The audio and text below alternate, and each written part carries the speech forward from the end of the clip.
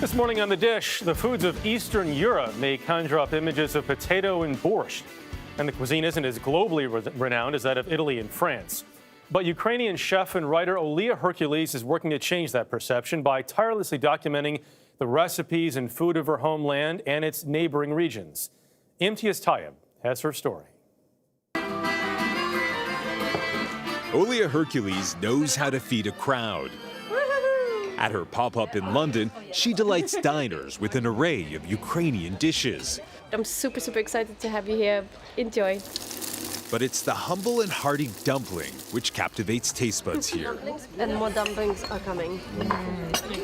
At her home kitchen in the British capital, she shows us the art of making the perfect parcel. So you grab this corner first. Okay. And then we just stick it here. So just like that. Okay. Just like that. And then Tell again. This is not the most beautiful dumpling ever made. It's good. It's good. Hercules says her journey to chef and cookbook author truly began when her family moved from Ukraine to Cyprus when she was just 12 years old. Later, moving to London, she gave up a career in journalism to work in some of the city's best kitchens. But it was the food of her childhood which she wanted to share with the world. A lot of people do maybe see Eastern European food as quite monolithic. It's borscht, it's dumplings. It's potatoes. It's potatoes and cabbage, and that's it. But clearly not. I mean, you were able to write 3 cookbooks about it. Right, no, exactly. 2014 was supposed to be one of the happiest years in Hercules' life. She had just signed her first book deal.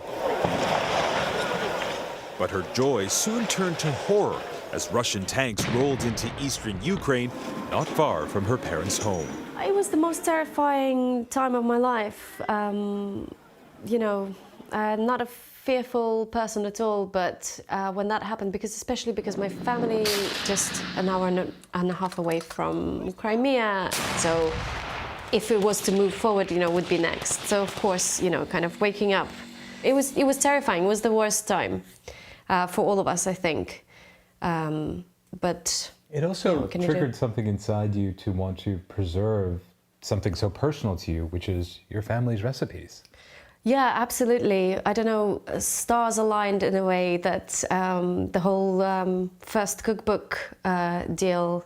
Mamushka became a bestseller and won major awards. It was followed up with Caucasus, a culinary journey through Georgia, Azerbaijan, and beyond.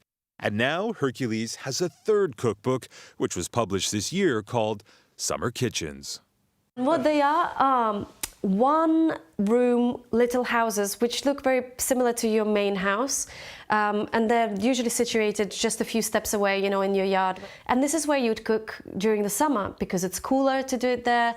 Is when all of the jars would come out and all of your glut, like all of the produce, fruit and vegetables would be fermented, pickled, etc. So it's, it's a huge operation. I was going to say, this is a lot of work. There you go. You've got this very special kind of kitchen workshop. And I wanted to look at how Ukraine is very diverse, but also united by this tradition. So even though food up north and down south may vary, we have this summer kitchen where all of the cooking is being done. Dumplings are at the heart of Hercules' cooking, like manti, filled with lamb and fenugreek. Gulhalun from Central Asia, bursting with sweet potato and apricot on yogurt. Then there's her favorite. These are called vareniki. And what's inside the vareniki? So we've got potato and cheese, dill. Cheese, yeah. And I actually added a little bit of spinach because I had to use it up.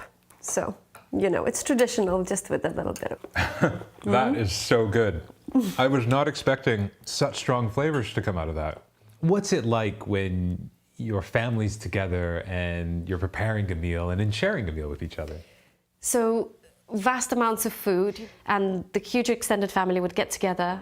And sometimes they would be laughing, and sometimes they'd be crying, and sometimes some singing would happen, and and I feel like I'm just forever chasing that feeling. And maybe that's why I became a chef and a writer, just trying to bring back all of the emotions that kind of situation gave me when I was a kid. Skål! Skål! For CBS This Morning Saturday, Imtiaz Tyab, London.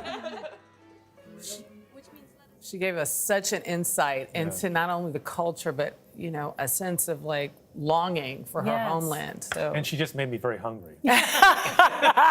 All looks delicious, I heated up right? leftovers, which are not nearly as good as No. what she made. No, incredible. Yeah. Yeah, it's very, very good for you leftovers too, we might add. Fresh vegetables he likes in the morning.